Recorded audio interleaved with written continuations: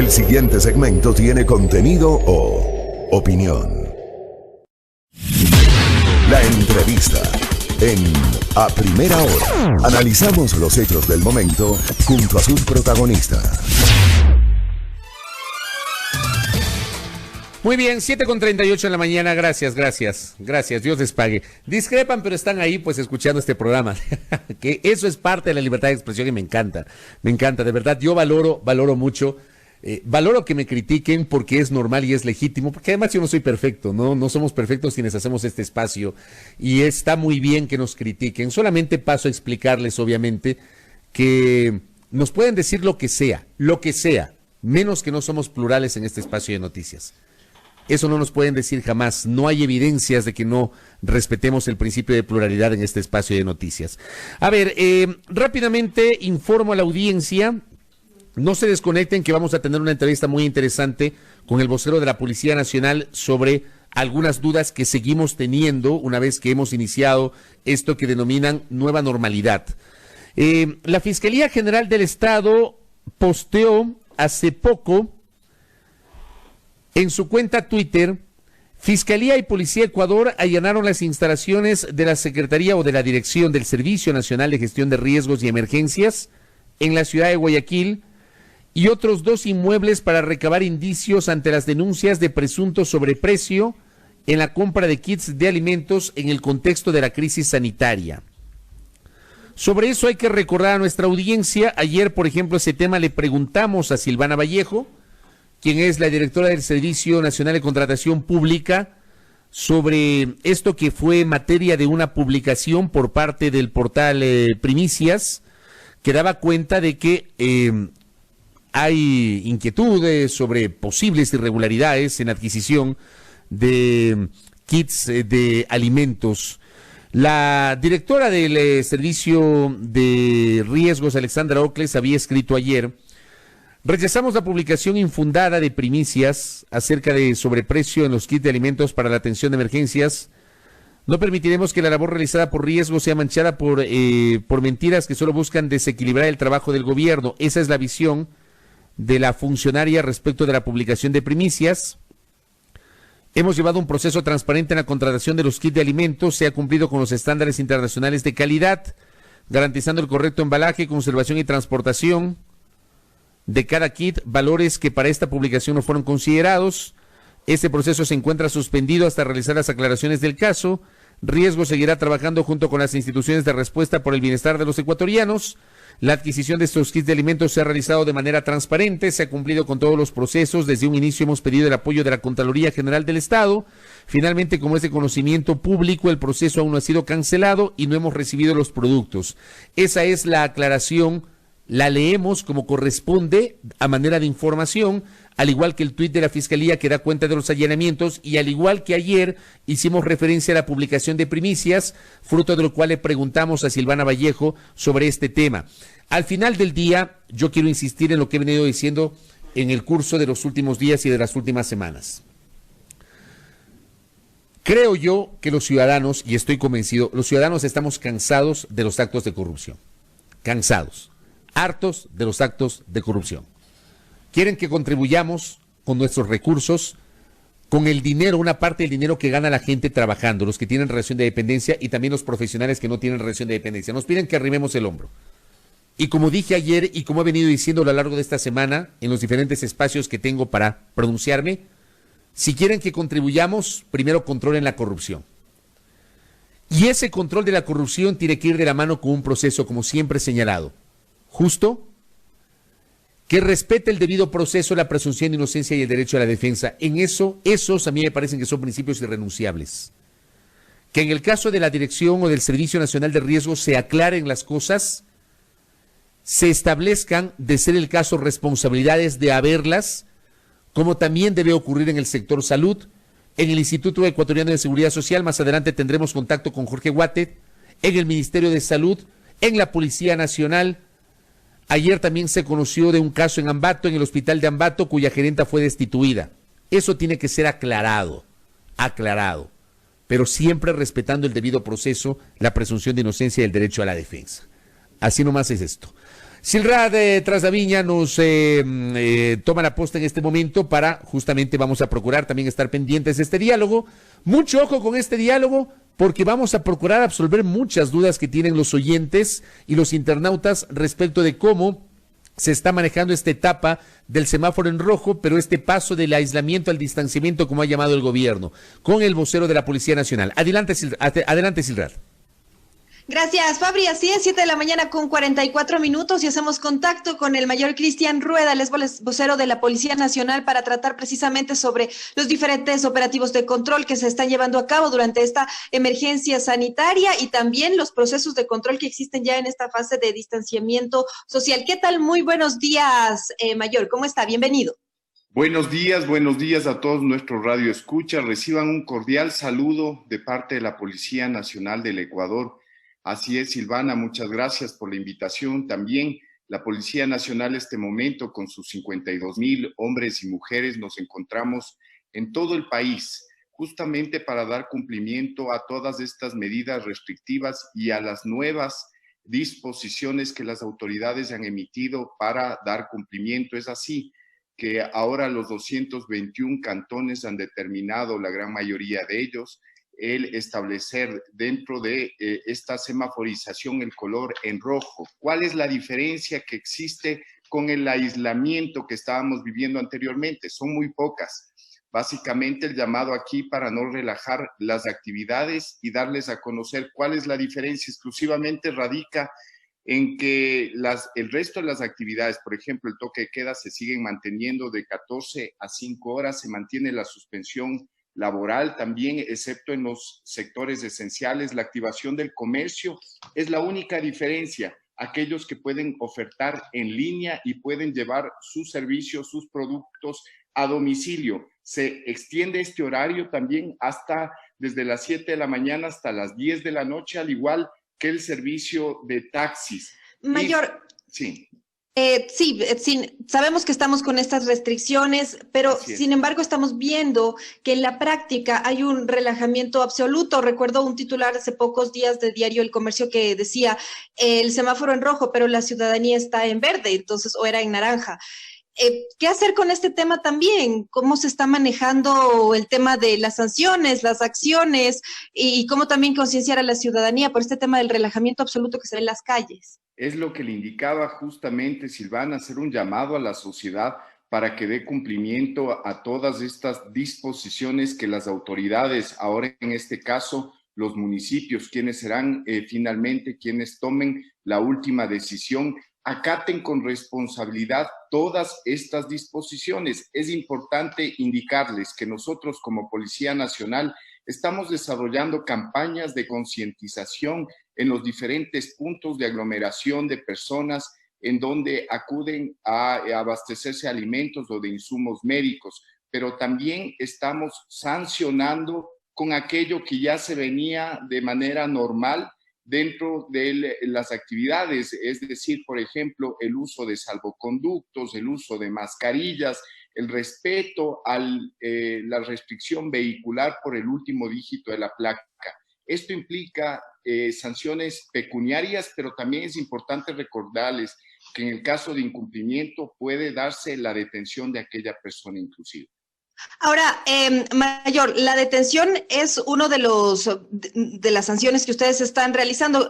¿Cuántas personas han sido sancionadas? ¿Cuántas personas han sido detenidas? ¿Cómo más o menos se maneja esto en cifras? Perfecto.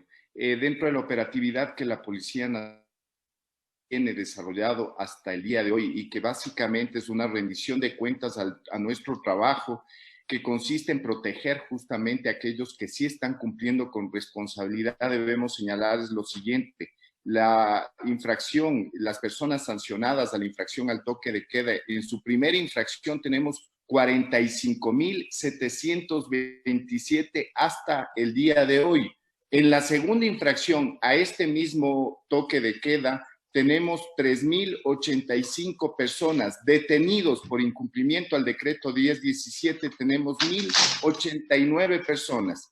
Conductores de vehículos sancionados tenemos 15,866 y conductores de motocicletas sancionados tenemos 10,678. Son cifras Silvana, si usted me permite, son cifras verdaderamente altas que efectivamente a nosotros nos alarman y nos hacen que lleguemos a la ciudadanía justamente con esta idea de respeto a las restricciones, a las medidas que estamos tomando y también la colaboración que necesitamos justamente para darles esa seguridad a los ciudadanos. Ahora, si en esta fase de aislamiento están ya en esta fase que iniciamos de este distanciamiento, hay unas cifras tan altas de infractores, ¿qué esperamos cuando ya se empiece a mover un poco más el sistema? Las autoridades determinen que pasamos al semáforo amarillo, al semáforo en naranja, amarillo. ¿Qué esperar desde ese lado también? O sea, si es que ni siquiera en este punto se está respetando todas las actividades que deberían realizarse y siguen todos estos números y estas cifras.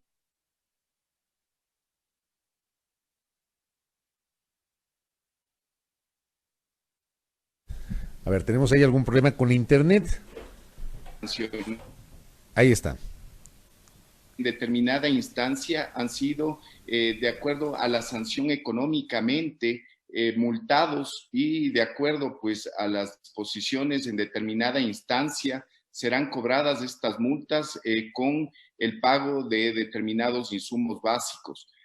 Esto a la final va a afectar también a aquellos ciudadanos, pero ¿cuál es la estrategia que la Policía Nacional está adoptando frente a esta mirada prospectiva de lo que se viene en un estado de semaforización? Y justamente de allí parte nuestra campaña Tu distancia, mi derecho. Nosotros desde el día de lunes, empezamos con una campaña, le pongo el ejemplo en la ciudad de Quito, a pesar de que la campaña es a nivel nacional, pero para dimensionar algo, 4.700 hombres con cascos azules, persona a persona capacitando el uso de mascarilla, pero también el distanciamiento que debe existir de persona a persona. Nosotros creemos que con esto, con la educación, con la concientización, vamos a poder mitigar algo lo que se viene a futuro.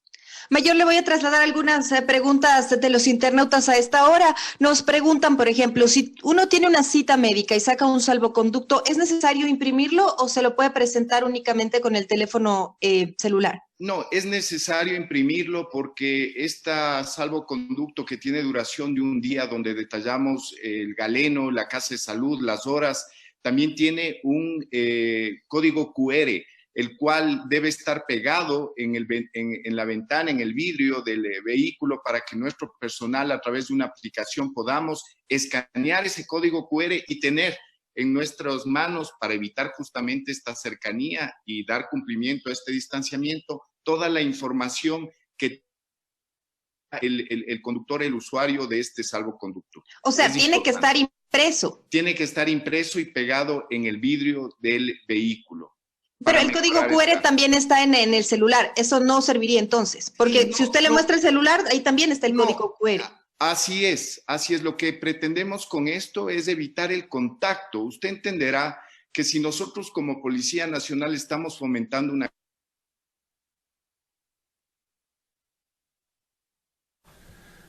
se sientan seguros. Y bajo estas circunstancias que nosotros preferimos que no bajen el vidrio, la ventana de su vehículo, que no entremos en este contacto, porque para ya ver el documento que tienen en su celular, pues debe existir un paso de ese objeto. Entonces, es importante evitar toda esta clase de contactos. Mayor, sobre el horario de los taxis, nos están preguntando también algunos de los internautas y nos señalan cómo se desarrollan las actividades en los taxis al momento, cómo está el horario, un poquito de la explicación también. Bueno, sí, en el caso de los taxis es una de las diferencias que tenemos, ¿no? Dentro de esta semaforización en rojo. El servicio de taxis será habilitado desde las 5 de la mañana hasta las 22 horas según el número de la placa. Esto es importante recordarles. Según el número de la placa establecido en base al último dígito para circulación de lunes a viernes. También indican aquí en el comunicado del COE Nacional que habrá una tarifa de descuento establecido para el personal de salud y la fuerza pública, Fuerzas Armadas, entre otros. Perfecto, estamos conversando con el mayor Cristian Rueda, vocero de la Policía Nacional, y queremos preguntarle también sobre otro tema. Hubo denuncias de irregularidades en diferentes hospitales del país, entre ellos el Hospital de la Policía de Guayaquil, por el tema, recordará, de la compra de bolsas para cadáveres. ¿Hay algún tipo de controles internos que hagan ustedes desde la policía, controles internos por este tema, mayor? Pero por supuesto, justamente de ahí nació la denuncia. De hecho, es importante, y yo quería aclarar un tema aquí, cuando las instituciones tienen la capacidad para identificar y actuar con transparencia, no debe existir vergüenza, al contrario, fortalece la lucha contra la corrupción e impunidad. Es importante aquí detallar que la Policía Nacional ha sido la primera en transparentar nuestros actos. La vergüenza es de las personas, no de las instituciones. Mucho ojo con aquello. Y cuando estas instituciones tienen esta capacidad, se encuentran sumamente fortalecidas. De nuestra institución ha nacido el requerimiento de realizar esta auditoría, esta intervención, justamente para determinar cuáles son los indicios en el caso de existirlos o no. Es importante allí detallar aquello. Mayor, sobre el tema de las impresiones de los salvoconductos, mucha gente después de escuchar su respuesta nos está señalando, ¿y qué hacemos los que no tenemos impresores? Una de las preguntas recurrentes, ¿qué hacer en este caso? Hay personas, en efecto, de escasos recursos o gente que no tiene una necesidad de tener una impresora en casa. ¿Cómo hacer para moverse? Ir a una papelería no es una opción tampoco. Bueno, no es un requisito obligatorio. Efectivamente, procuramos nosotros establecer esta impresión para evitar el contacto. En el caso de que sea sumamente imposible de realizar esto, pues no hay ningún problema en este asunto. Efectivamente, nosotros como policías no estamos para ponerles ningún tipo de trabas a nuestros usuarios, a nuestros ciudadanos. Más bien queremos darles la facilidad del caso, pero también queremos darles la confianza y la seguridad en esta pandemia que estamos viviendo. No hay ningún problema en ese aspecto. Ahora, mayor, quisiera preguntarle, hay un balance de los uniformados contagiados con coronavirus en el Ecuador. Las cifras del 14 de abril era de 46 infectados en sus filas. ¿Cuál ha sido también la evolución de estas personas? Bueno, seguimos manteniendo nosotros esa curva epidemiológica. Nosotros somos una muestra de lo que ocurre en la comunidad, más aún conociendo la situación de proximidad que amerita, que implica nuestro trabajo. Y justamente de allí las cifras son efectivamente los que han entrado dentro de un cerco epidemiológico por haber estado en contacto con una persona detectada con COVID-19. Son más de 1,700 funcionarios policiales, pero no necesariamente todos ellos quiere decir que hayan sido contagiados. Efectivamente, cumpliendo los protocolos del Ministerio de Salud Pública, tenemos que ingresarlos a una cuarentena que responde a 14 días para verificar si es que desarrollan algún síntoma. Y 1,700 están ingresados en esta cuarentena. No, han ido desde el inicio de la emergencia sanitaria hasta este momento, ingresando y saliendo, justamente. Repito, no necesariamente que hayan sido contagiados, sino por el protocolo, por el cumplimiento de aquello, para verificar si desarrollan síntomas. La mayoría de ellos, pues, no lo han hecho y se han incorporado nuevamente a las actividades normales dentro de la institución. Le voy a trasladar otra de las preguntas que tenemos por acá de los internautas.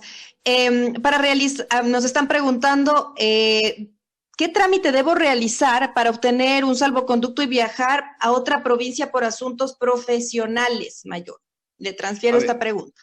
A ver, ahí habría que detallar y especificar un poco más. Si es posible, es importante comunicarnos por teléfono. Estoy dispuesto a solventarle cualquier duda al ciudadano que está realizando esta consulta. Pero es importante recalcar, la circulación interprovincial particular está completamente prohibida, inclusive el transporte interprovincial.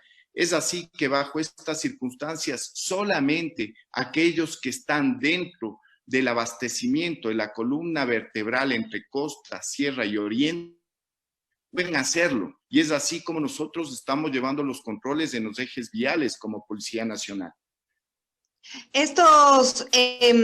hay un tipo de salvoconducto también autorizado por las diferentes empresas. Por ahí también se podría gestionar con las autorizaciones necesarias para este salvoconducto. Así es, determinando específicamente cuál es el servicio profesional. Diga usted, si se tratase de un médico y obligadamente debe ir a prestar sus servicios profesionales en otra provincia, pues justamente le van a acreditar a través de un salvoconducto, pero de manera particular no se lo podría hacer, y salvo excepciones, es así como estos sectores estratégicos son exclusivamente los que están autorizados.